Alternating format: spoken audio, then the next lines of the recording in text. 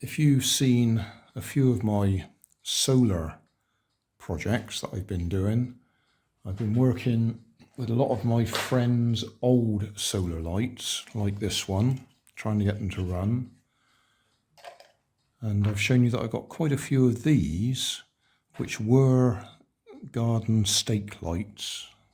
In other words, they go on a stake, well, same as that one, that I'd bought in Poundland and pinched the solar panels off to use for something else, which means I've still got the little circuit board, still got the battery holder. It takes a AAA battery like that one. Don't think that one's got any charge in it. And has a single LED. So what I'm going to do with this one, take out the T-light module. That's the one out of the other one, out of the Snowman.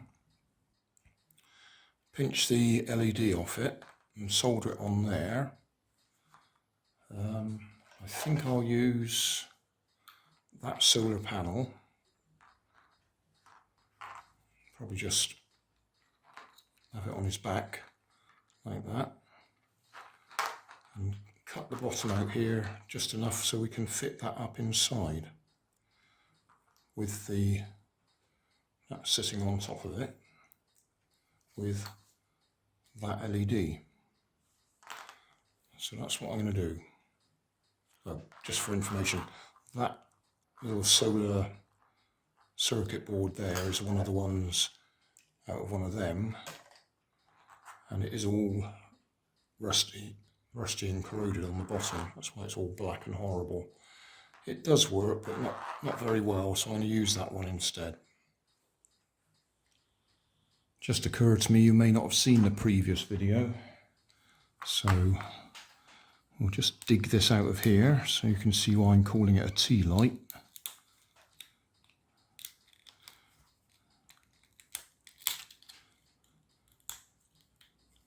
It's basically a T-light, on-off switch.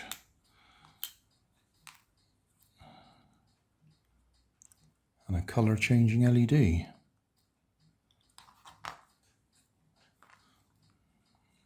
Does that actually show up in the red?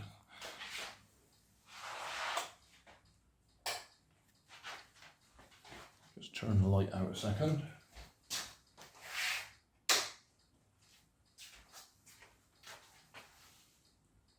That looks like a mouse.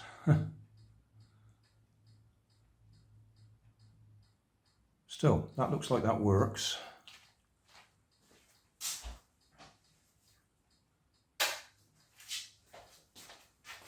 It just suddenly occurred to me that I hadn't actually tried it out.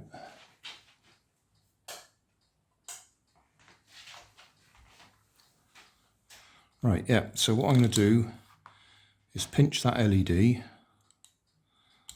solder it onto that circuit board. So I guess what I ought to do is charge that battery up and see if we can actually run that LED. I'm just wondering how many button cells are in there, what sort of voltage it needs.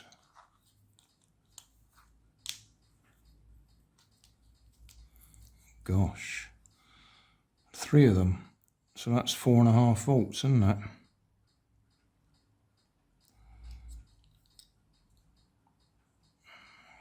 That one must give us about at least 3 volts because it's a white LED and white LEDs need about 3.2 volts to run. Obviously it's a 1.2 volt nickel metal hydride, but the circuitry boosts it. Well, we'll try it and see if it works. I'll put that battery on charge so that when we want to come and use it, we know whether it works or not. Right, quick check. I've just desoldered the LED from the circuit board. I've got an ordinary AAA battery in there at the moment because the rechargeable one was flat. So this is the LED from the Christmas decoration.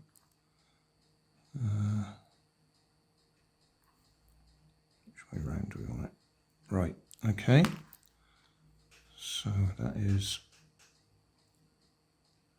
that way round. So that's enough power to light it. Is it enough power to actually run it through the colour sequence?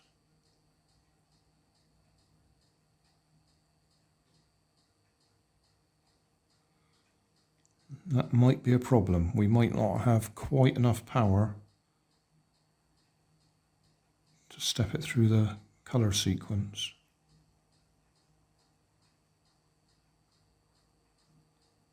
Or, I just thought the other problem is it's getting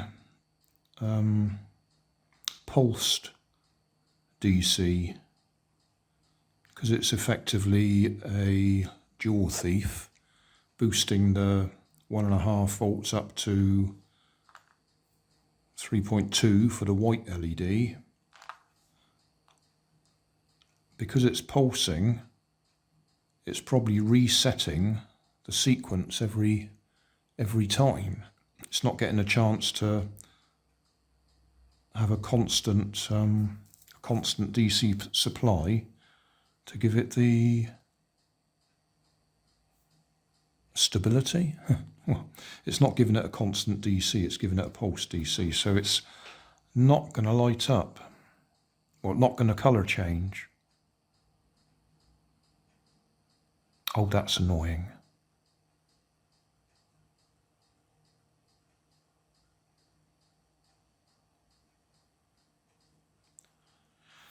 So we can leave the original LED in there and it will be white, which will, I mean, that'll do for the purpose of just making it a solar powered Christmas decoration. But it would have been nice if it was colour changing.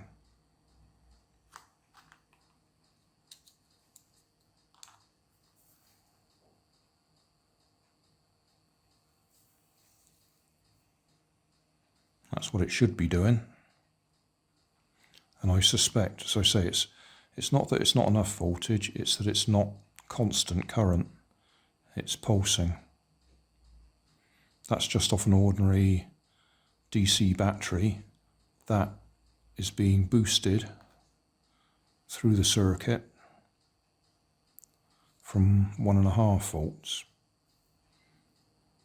And because it's pulsing, it's not being able to go through the sequence. That's my explanation. Feel free to disagree with me. Well, might as well put the original LED back in there then. That's annoying. Right, LED back in place. Solar panel soldered in place. If I switch that on, LED comes on. Put a bit of light on there. And it goes out.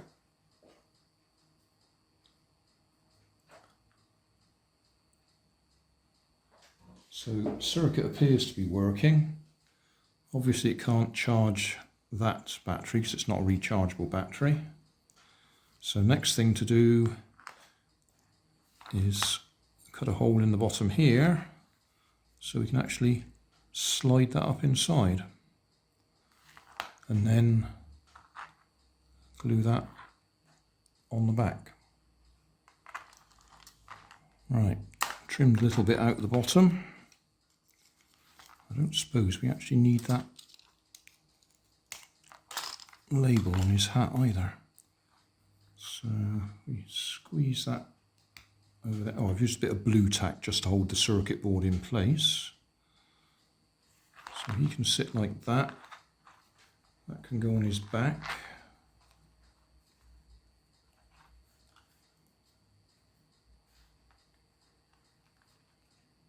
A bit of hot glue would do it. I don't know if blue tack will do it. It may not grip on there well enough.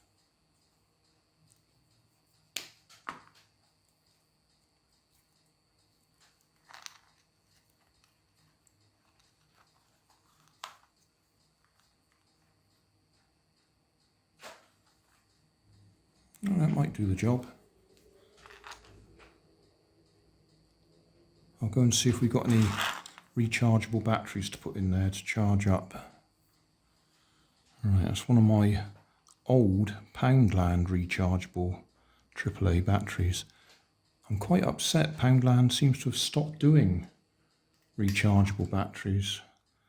They were never fantastic, but they were reliable as long as you didn't want too much out of them. These are rated at 350 milliamp hour. So pull that back out again.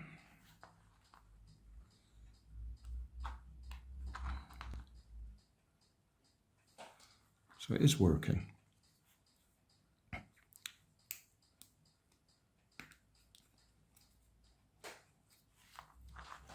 Okay, well, he appears to work.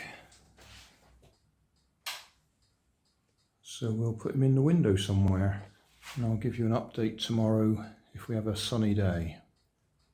Actually, I might go and put them in the window ledge, along with all the other stuff. Thanks for watching. If you want more information, check down below in the video description. If you like this video, you might like this one up here. And if you want to subscribe, you can check out my channel over here. Up here is my latest video on my channel, and down here is a video playlist associated with the video you've just watched. Thanks again for watching.